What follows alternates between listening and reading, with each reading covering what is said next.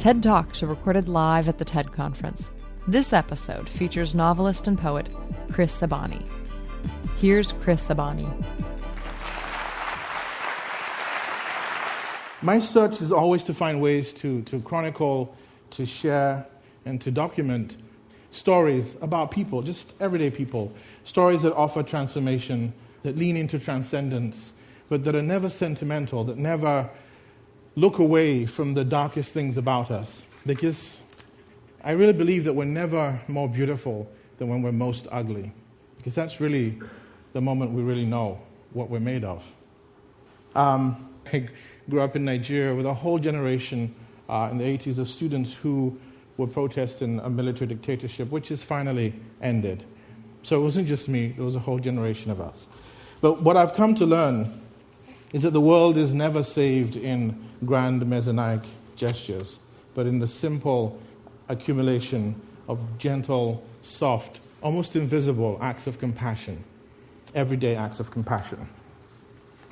In South Africa, they have a phrase called Ubuntu. Ubuntu comes out of a philosophy that says, the only way for me to be human is for you to reflect my humanity back at me.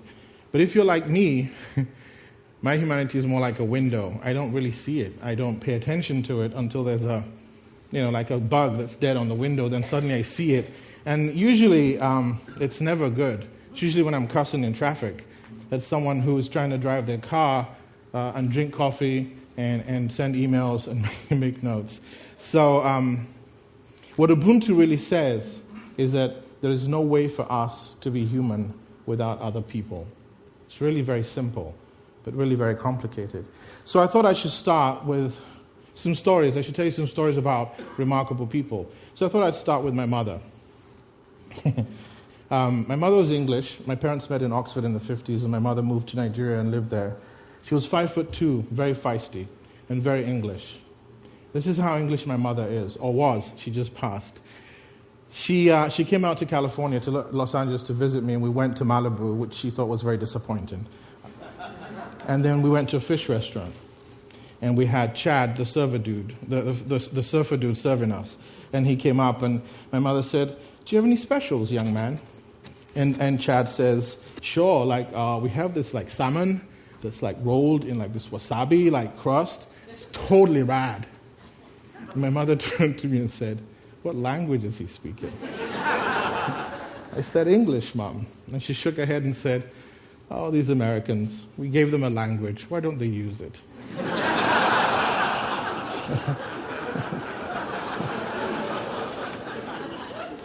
So this woman who converted from the Church of England to Catholicism when she married my father, and there's no one more rabid than a Catholic convert, decided to teach in the rural areas in Nigeria, particularly among Igbo women, the Billings ovulation method, which was the only approved birth control by the Catholic Church.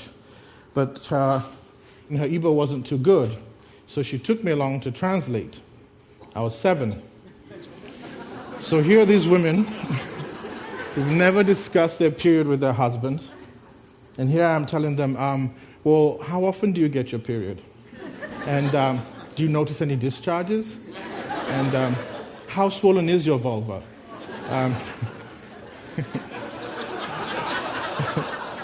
She never would have thought of herself as a feminist, my mother. But she always used to say, anything a man can do, I can fix.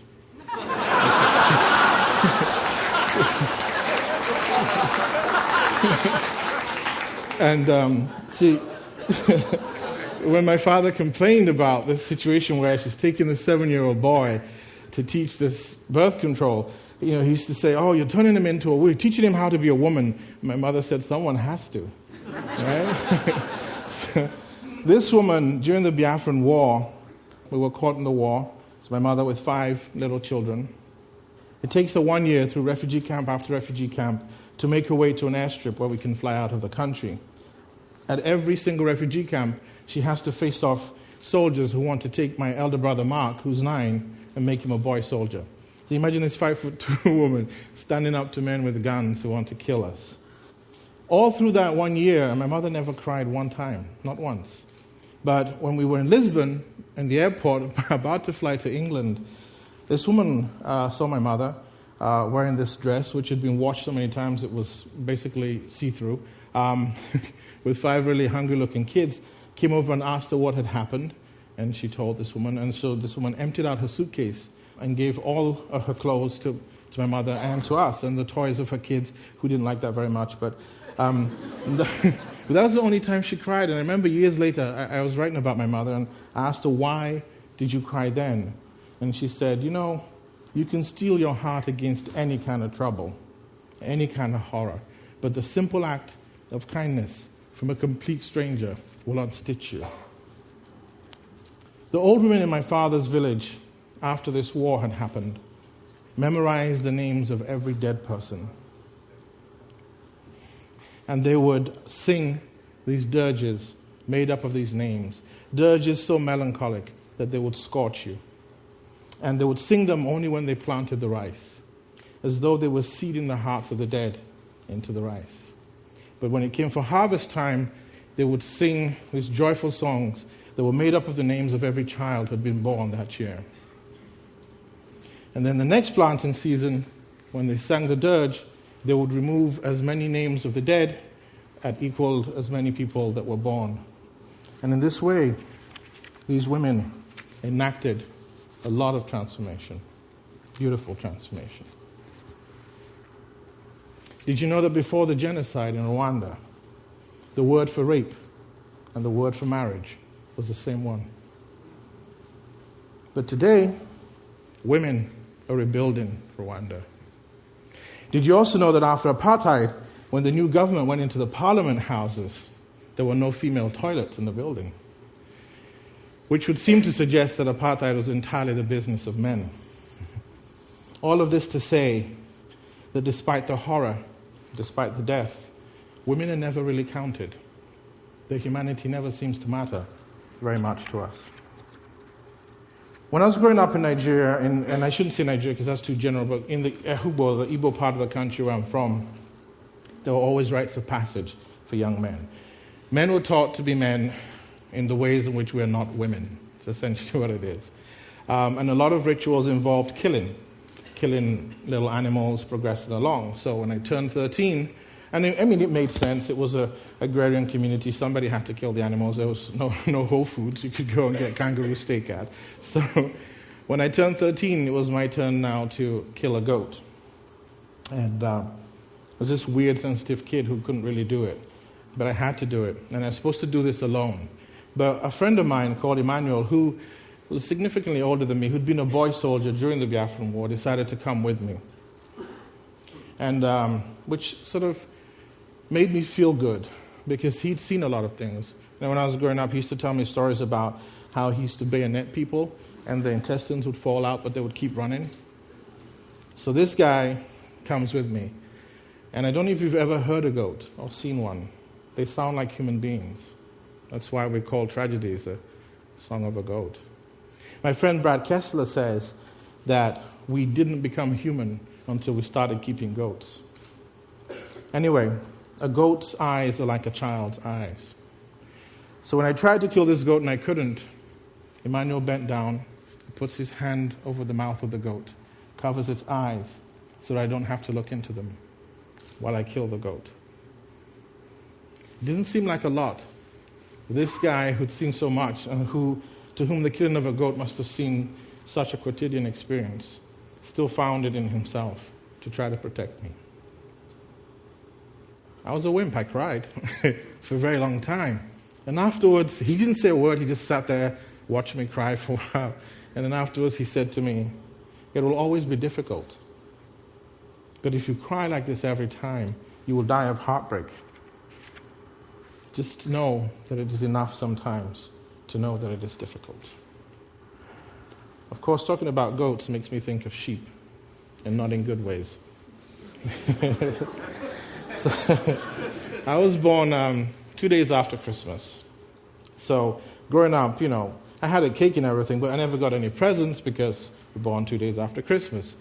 So I was about 9, and my uncle had just come back from Germany, and we had the Catholic priest over. My mother was entertaining him with tea. It was very And my uncle suddenly says, where are Chris's presents? And my mother said, don't talk about that in front of guests.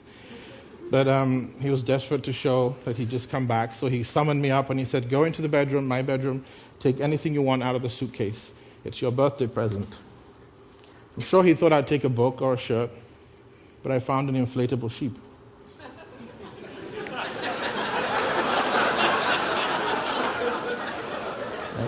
Blew it up and ran into the living room, my finger where it shouldn't have been, and was waving this buzzing sheep around. And my mother looked like she was going to die of shock. And Father McGettrick was completely unflustered, just stirred his tea and looked at my mother and said, it's all right, Daphne, I'm Scottish.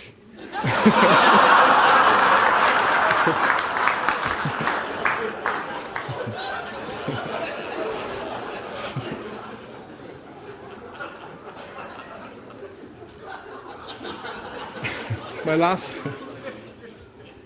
last days in prison, the last 18 months, my cellmate, or the first year of the last 18 months, my cellmate was 14 years old.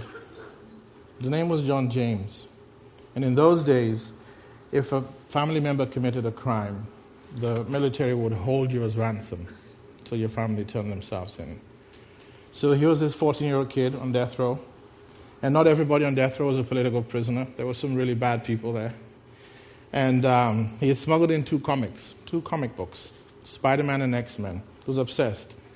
And when he got tired of reading them, he started to teach the men in death row how to read with these comic books.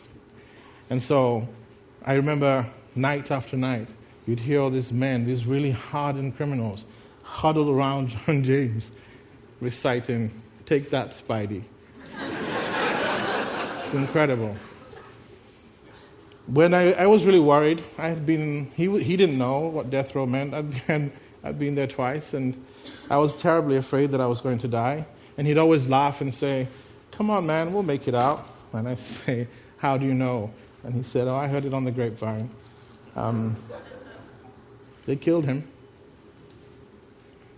They handcuffed him to a chair, and they tacked his penis to a table with a 6-inch nail, then left him there to bleed to death. That's how I ended up in solitary, because I let my feelings be known. All around us, everywhere, there are people like this. The Igbo used to say that they built their own gods. They would come together as a community, and they would express a wish. And their wish would then be brought to a priest who would find a ritual object, and the appropriate sacrifices would be made, and the shrine would be built for the god. But if the god became unruly and began to ask for human sacrifice, the Igbos would destroy the god. They would knock down the shrine, and they would stop saying the god's name. This is how they came to reclaim their humanity. Every day, all of us here, we're building gods that have gone rampant. And it's time we started knocking them down and forgetting their names. It doesn't require a tremendous thing. All it requires is to recognize among us every day, the few of us that can see are surrounded by people like the ones I've told you. There are some of you in this room, amazing people who offer all of us the mirror to our own humanity. I want to end with a poem by an American poet called Lucille Clifton. The poem is called Libation, and it's for my friend Vusi, who's in the audience here somewhere. Libation, North Carolina, 1999. I offer to this ground this gin. I imagine an old man crying here out of the sight of the overseer. He pushes his tongue through a hole where his tooth would be if he were whole. It aches in that space where his tooth would be, where his land would be, his house, his wife, his son, his beautiful daughter. He wipes sorrow from his face and puts his thirsty finger to his thirsty tongue and tastes the salt. I call a name that could be his. This is for you, old man. This gin, this salty earth. Thank you.